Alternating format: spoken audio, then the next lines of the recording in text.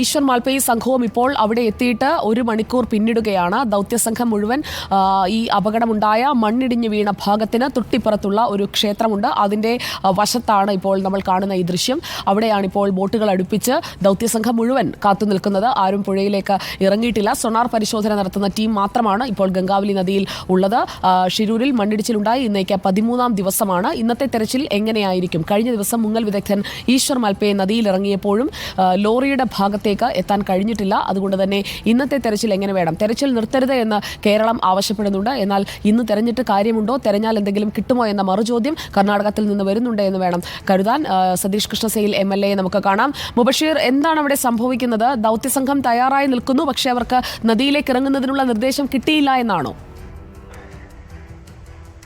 സുജയ പാർവതി, തിരച്ചിലിന്റെ 13ാമത്തെ ദിവസമാണ്. നമുക്കറിയാം, ഇന്നലെ ഏറെ സമയം വൈകിയും ഇവരുടെ ഈ ശ്രമം തുടർന്നിരുന്നു. ഈശ്വർ മാൽപ്പയുടെ നേതൃത്വത്തിലുള്ള സംഘം തന്നെയായിരുന്നു ഏറെ പ്രതീക്ഷ നൽകിയ പ്രവർത്തനം കാഴ്ചവെച്ചിരുന്നത്. ഇന്നും സമാനമായ രീതിയിൽ ഈശ്വർ മാൽപ്പെ തന്നെയാണ് വെള്ളത്തിൽ ഇറങ്ങി പരിശോധന നടത്താൻ പോകുന്നത്. അതിനു മുൻപായ ഒരു പ്രാഥമിക പരിശോധനയാണ് ഇപ്പോൾ നിലവിൽ നടത്തിക്കൊണ്ടിരിക്കുന്നത്. നേവിയുടെ ഒരു നിർദ്ദേശം അല്ലെങ്കിൽ അനുവാദം ലഭിച്ചാൽ മാത്രമേ വെള്ളത്തിലേക്ക് ഇറങ്ങാൻ സാധിക്കൂ എന്നുള്ളതാണ്. അതുകൊണ്ട് തന്നെ നിലവിൽ ഗംഗാവലിപ്പുഴയുടെ ഒരു സാഹചര്യം, പരിശോധന നടത്തുന്ന മേഖലയിലെ ഒരു പശ്ചാത്തലം എന്നിവയൊക്കെ തന്നെ പ്രാഥമികമായി നിരീക്ഷിച്ചതിന് മാത്രമേ ഈ ഒരു സംഘം വെള്ളത്തിലിറങ്ങാൻ സാധ്യതയുള്ളൂ. ഇപ്പോൾ NDRF സംഘം നേരത്തെ എത്തിച്ച മത്സ്യബന്ധന യന്ത്ര ബോട്ടുകൾ ഉൾപ്പെടെ സജ്ജമാക്കി വെള്ളത്തിലേക്ക് ഇറക്കുന്ന കാഴ്ചകളാണ് നമ്മൾ കാണുന്നത്. ഗംഗാവലിപ്പുഴയുടെ എതിർവശത്തു നിന്നുമാണ് നമ്മുടെ സുബൈർ ഫൈസി, വീഡിയോ ജേർണലിസ്റ്റ് സുബൈർ ഫൈസി ഇപ്പോൾ ദൃശ്യങ്ങൾ പകർത്തിക്കൊണ്ടിരിക്കുന്നത്. ഇപ്പോൾ ഏകദേശം 2 വലിയ യന്ത്ര ബോട്ടുകളും ചെറിയ 2 ബോട്ടുകളും ബാക്കിയുള്ള നേവിയുടെ ബോട്ടുകളും സർവ്വസജ്ജമാണ്.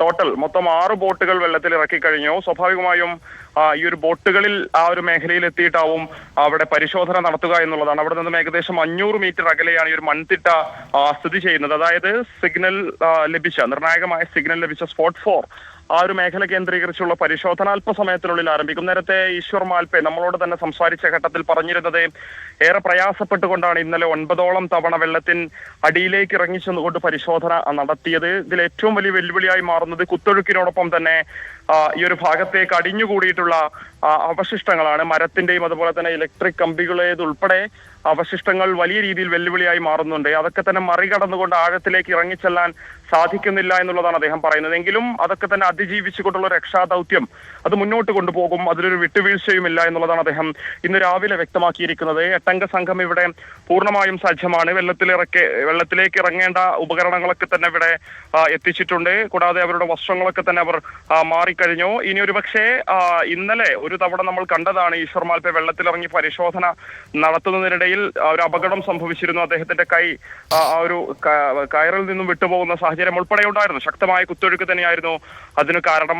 അതുകൊണ്ട് തന്നെ എല്ലാവിധത്തിലുള്ള സുരക്ഷാ മാനദണ്ഡങ്ങളും പാലിച്ച് മാത്രമായിരിക്കും ഈ ഒരു 12ാമത്തെ ദിവസം, ഈശ്വർ മാൽപ്പയുടെ നേതൃത്വത്തിലുള്ള 2ാമത്തെ ദിവസം എന്ന് നമുക്ക് പറയേണ്ടി വരും, രക്ഷാദൗത്യത്തിലേക്ക് ഒരു സംഘം കടക്കുക. ഇപ്പോൾ നമുക്ക് ദൃശ്യങ്ങളിൽ കാണാം 6 ബോട്ടുകൾ ഗംഗാവലിപ്പുഴയുടെ ഓരത്ത് സജ്ജമാക്കി കഴിഞ്ഞു.